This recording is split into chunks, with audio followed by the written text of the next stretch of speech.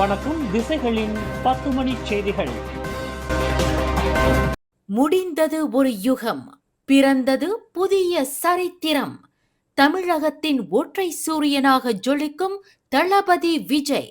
தமிழகம் முழுவதும் அதிரும் பட்டாசு சத்தம். இனி தமிழகத்தில் தாவேகாவின் ஆட்சி. தமிழகத்தின் 234 தொகுதிகளுக்கான தேர்தல் முடிவுகள் விறுவிறுப்பான இறுதி கட்டத்தை எட்டியுள்ளன.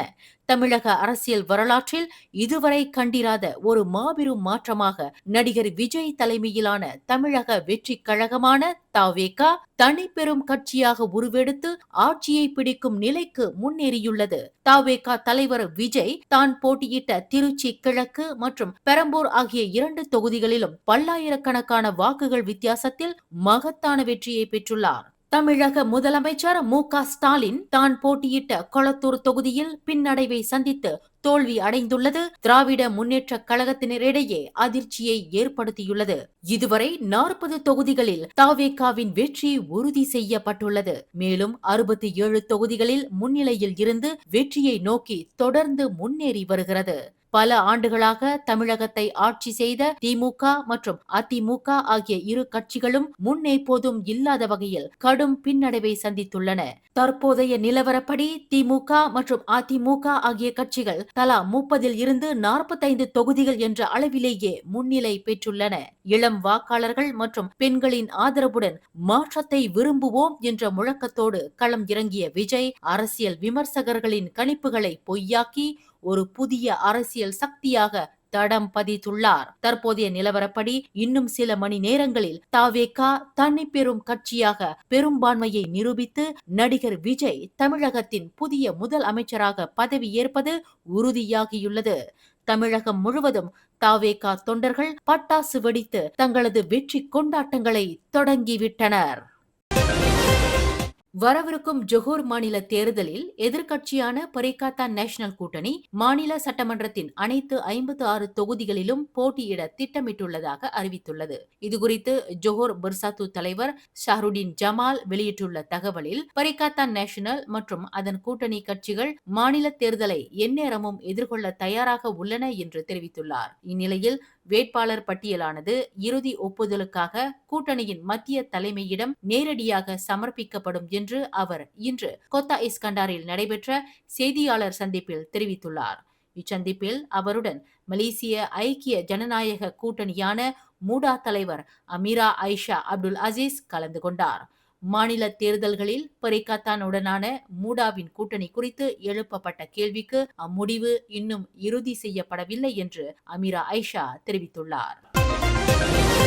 முன்னாள் அம்னோ இளைஞர் பிரிவு தலைவரான கைரி ஜமலுடன் சமீபத்தில் PKR குறித்து முன்வைத்த விமர்சனங்கள் தற்போதைய ஒற்றுமை அரசாங்கத்தில் உள்ள பக்காத்தான் ஹராப்பான் மற்றும் பரிசான் நேஷனல் கூட்டணிகளுக்கு இடையே பிளவை ஏற்படுத்தும் முயற்சியாக தோன்றுவதாக PKR மகளிர் பிரிவு தலைவர் ஃபரஹிடா ஃபவுசி தெரிவித்துள்ளார். கைரியின் கருத்துகளின் பின்னணி சந்தேகத்திற்குரியது என்றும் அவை இரு கூட்டணிகளுக்கிடையேயான அரசியல் சூழ்நிலையை விமர்சகர்கள் பயன்படுத்திக் கொள்ளும் வாய்ப்பை உருவாக்குகின்றன என்றும் அவர் குறிப்பிட்டுள்ளார். அவரது கருத்துகள் பக்காத்தானை பரிசானுக்கு எதிராக நிறுத்தும் விதமாக உள்ளன என்று ஃபராயிடா தெரிவித்துள்ளார். தற்போதைய அரசியல் சூழலில் நிலைத்தன்மையும் முதிர்ச்சியான ஒத்துழைப்பும் தேவைப்படுகின்றன.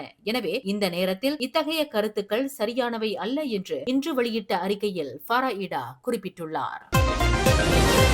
கத்ரே கம்போங் சிமா பகுதியில் 19 வயது கல்லூரி மாணவி நூர்ஃபிஷா ஜுல்கிஃப்லி கொலை செய்யப்பட்டு கிடந்த வழக்கை பற்றிய உறுதிப்படுத்தப்படாத தகவல்களை பரப்புவதற்காக அனுமதியின்றி போலீஸ் சின்னம் பயன்படுத்தப்பட்டுள்ளதாக கிளாந்தான் மாநில போலீஸ் தலைவர் யூசுப் மமாட் தெரிவித்துள்ளார். இச்செயலானது அத்தகவல்கள் போலீசாரிடம் இருந்து அதிகாரப்பூர்வமாக வெளியிடப்பட்டவை என்ற தவறான நம்பிக்கையை பொதுமக்களிடம் உருவாக்கும் நோக்கத்துடன் மேற்கொள்ளப்பட்டதாகவும் அவர் குறிப்பிட்டுள்ளார். மேலும் மக்களின் கவனத்தை ஈர்க்கும் வகையில் பரபரப்பான தலைப்புகளுடன் தனது புகைப்படமும் தவறாக பயன்படுத்தப்பட்டுள்ளதாக யூசுப் மமாட் தெரிவித்துள்ளார். இது பொதுமக்களை தவறாக வழிநடத்தும் நோக்கமுடைய செயல் என்றும் அவர் எச்சரிக்கை விடுத்துள்ளார். அதேவேளையில் உறுதிப்படுத்தப்படாத தகவல்களை நம்பவோ பகிரவோ வேண்டாம் என்று யூசுப் மமாட் வலியுறுத்தியுள்ளார்.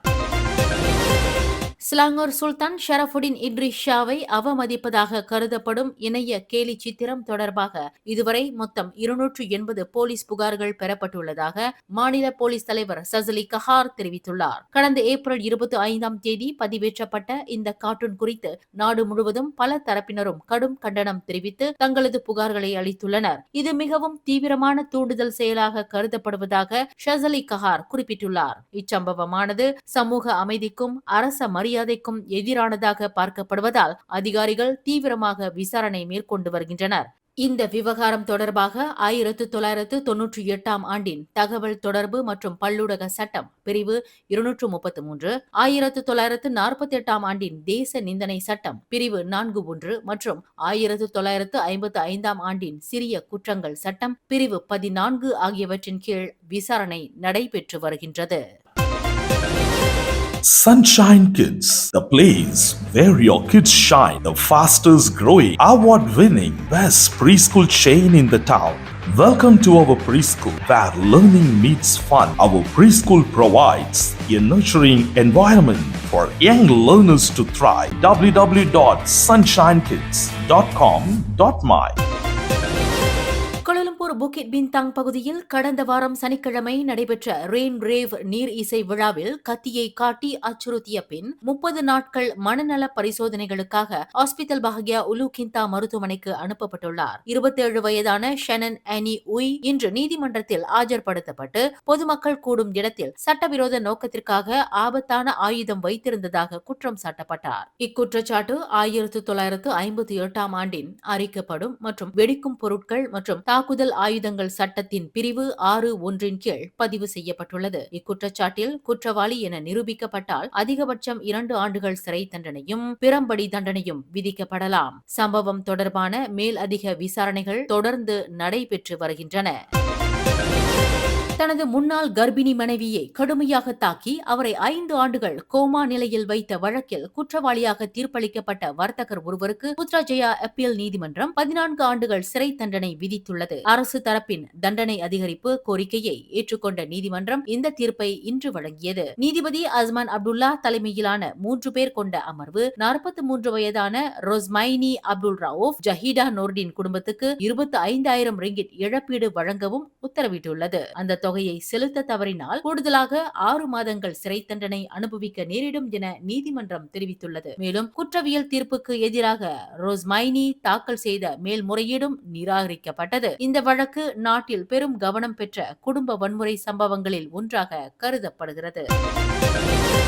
மலேசிய குடிநுழைவுத் துறையான JIM இன்று மே 4ஆம் தேதி இலிட் நெடுஞ்சாலையின் தெற்கு நோக்கி அமைந்துள்ள டங்கில் RNR ஓய்வு மற்றும் உணவக பகுதியில் ஒருங்கிணைந்த சோதனை நடவடிக்கையை மேற்கொண்டு சட்டப்பூர்வ அனுமதியின்றி வேலை செய்த வெளிநாட்டு தொழிலாளர்களை கண்டறிந்துள்ளது. பொதுமக்கள் அளித்த புகார் மற்றும் கடந்த ஒரு வாரமாக நடைபெற்ற ரகசிய விசாரணைகளை தொடர்ந்து நடத்தப்பட்ட இந்த நடவடிக்கையில் குடிநுழைவு அமலாக்க பிரிவு மற்றும் தேசிய பதிவுத்துறை அதிகாரிகள் உட்பட 30 அதிகாரிகள் பங்கேற்றனர். இச்சோதனை நடவடிக்கையில் மொத்தம் 39 பேர் விசாரணை செய்யப்பட்டதில் 27 வெளிநாட்டவர்களும் 12 உள்ளூர்வாசிகளும் அடங்குவர். விசாரணையில் சில முதலாளிகள் வேறு நிறுவனங்களுக்கான வேலை அனுமதி ஆவணங்களை பயன்படுத்தியும் மற்றும் சுற்றுலா விசாக்களை தவறாக பயன்படுத்தியும் வெளிநாட்டவர்களை RNR வணிக வளாகங்கள் மற்றும் கடைகளில் பணி அமர்த்தி இருப்பது கண்டறியப்பட்டுள்ளது. அதனைத் தொடர்ந்து 20 வெளிநாட்டவர்கள் கைது செய்யப்பட்டுள்ளனர்.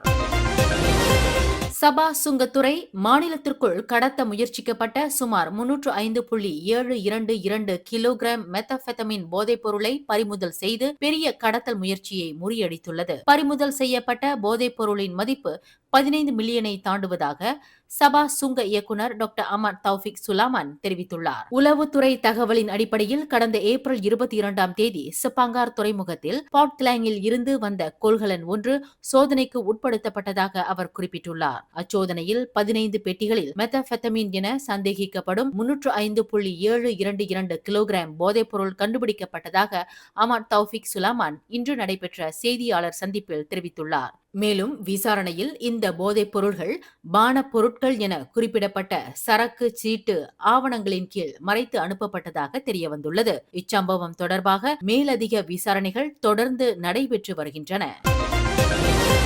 கோலாலம்பூர் மஞ்சளாரா பகுதியில் சுமார் 85.9 மில்லியன் ரிங்கிட் செலவில் இரண்டாவது புதிய வகை சுகாதார கிளினிக் கட்டப்பட உள்ளதாக சுகாதார அமைச்சர் டாக்டர் ஜுல்கிஃப்லி அஹ்மத் இன்று அறிவித்தார். இன்று கப்போங் மஞ்சளாரா தீயணைப்பு நிலையத்திற்கு வருகை தந்த டாக்டர் ஜுல்கிஃப்லி இத்திட்டம் 13வது மலேசிய திட்டத்தின் கீழ் அங்கீகரிக்கப்பட்டுள்ளதை உறுதிப்படுத்தினார். இந்த நிகழ்வில் கூட்டரசு பிரதேச அமைச்சரும் சிகாம்பூட் நாடாளுமன்ற உறுப்பினருமான ஹனா யோவும் உடன் கலந்து கொண்டார். சுமார் 2.04 ஏக்கர் பரப்பளவில் அமையவுள்ள இந்த நவீன கிளினிக் வரும் 2032க்குள் முழுமையாக நிறைவடையும் என எதிர்பார்க்கப்படுகிறது.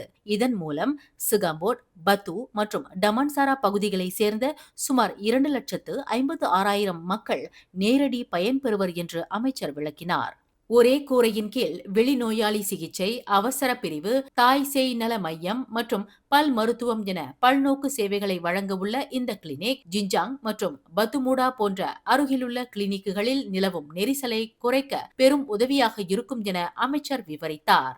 Kerana ia akan memberikan manfaat pada penduduk di sekitar bukan saja Sigambut tetapi juga Parlimen Batu dan kawasan Damansara yang kurang lebih 250,000 penduduk manakala di kawasan Manjalara sendiri saja adalah 110,000 pembinaan klinik ini juga akan membantu pastinya mengurangkan மக்களுக்கு தரமான மற்றும் சமமான சுகாதார சேவையை வழங்குவதே அரசாங்கத்தின் இலக்கு என்றும் இப்புதிய கிளினிக் ஒரு முழுமையான மற்றும் நவீன மருத்துவ சமூகத்தை உருவாக்குவதற்கான முக்கிய மைல்கல்லாக அமையும் என்றும் டாக்டர் ஜுல்கிஃப்லி நம்பிக்கை தெரிவித்தார்.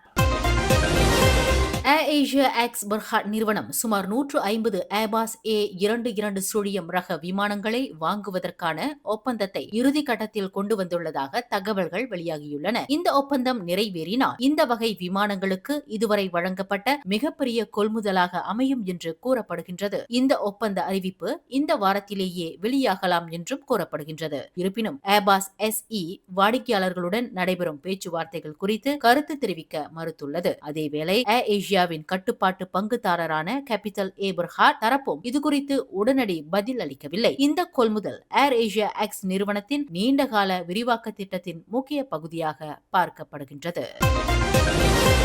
இந்திய இளையோர்களை விளையாட்டுத் துறையில் குறிப்பாக பூப்பந்து விளையாட்டில் ஊக்கப்படுத்தி அவர்களுக்கு ஒரு பிரகாசமான எதிர்காலத்தை அமைத்து தரும் உன்னத நோக்கில் பேரா மாநில இந்தியர் பூப்பந்து மன்றம் தனது 47வது ஆண்டு தேசிய அளவிலான பூப்பந்து போட்டியை மிக சிறப்பாக நடத்தி முடித்துள்ளது. கடந்த 47 ஆண்டுகளாக தொய்வின்றி இப்போட்டியை முன்னெடுத்து வரும் இம்மன்றம் இவ்வாண்டு மே மாதம் 1ஆம் தேதி தொடங்கி நேற்று மே 3 ஞாயிற்றுக்கிழமை வரை 3 நாட்களுக்கு ஈப்போவில் உள்ள MBI விளையாட்டு வளாகமான காம்ப்ளெக்ஸ் சுகான் MBI பூப்பந்து அரங்கில் இப்போட்டிகளை நடத்தியது.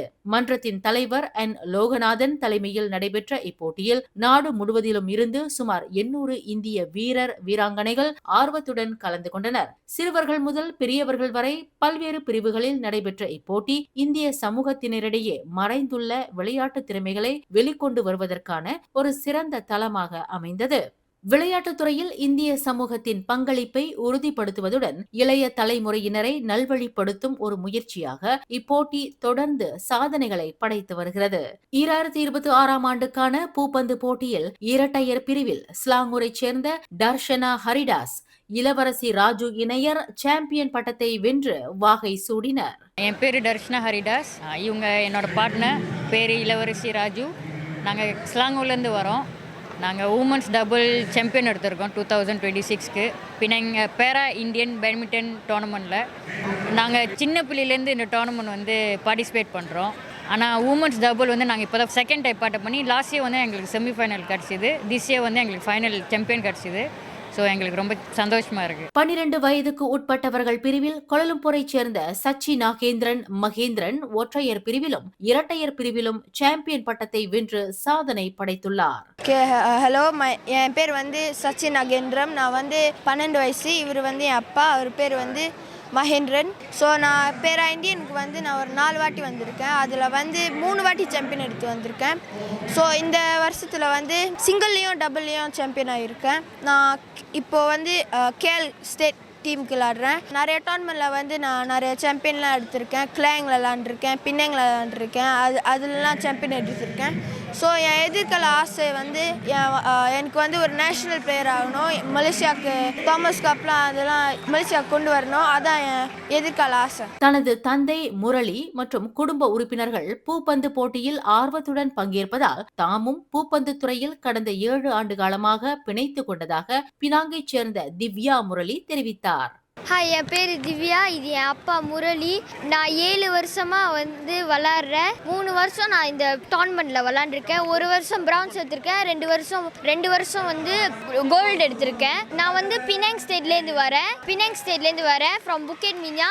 இது எனக்கு எதனால ஆர்வம் வந்துச்சுன்னா எங்கள் அண்ணன் அப்பாலாம் விளாட்றதுனால ஆர்வம் வந்துச்சு. எனக்கு எது சிரமமான இடம்னா எனக்கு பேக் ஹேண்ட் என்னால் ரொம்ப எடுக்க முடியாது. ஸோ அதனால் அதையும் முயற்சி பண்ணி வளருவேன். நான் வந்து மலேசியாக்காக ஒரு நாள் வளருவேன். தமது 6 வயதில் இருந்து பூப்பந்து விளையாடி வருவதாக சமைரா கா மல்விண்டர்ஜித் சிங் தெரிவித்தார். Hi, my name is Samaira Kaur Anna Perempuan Malvinderjit Singh. My school is SKST Mary. I've been playing badminton for 4 years since I was 6 years old.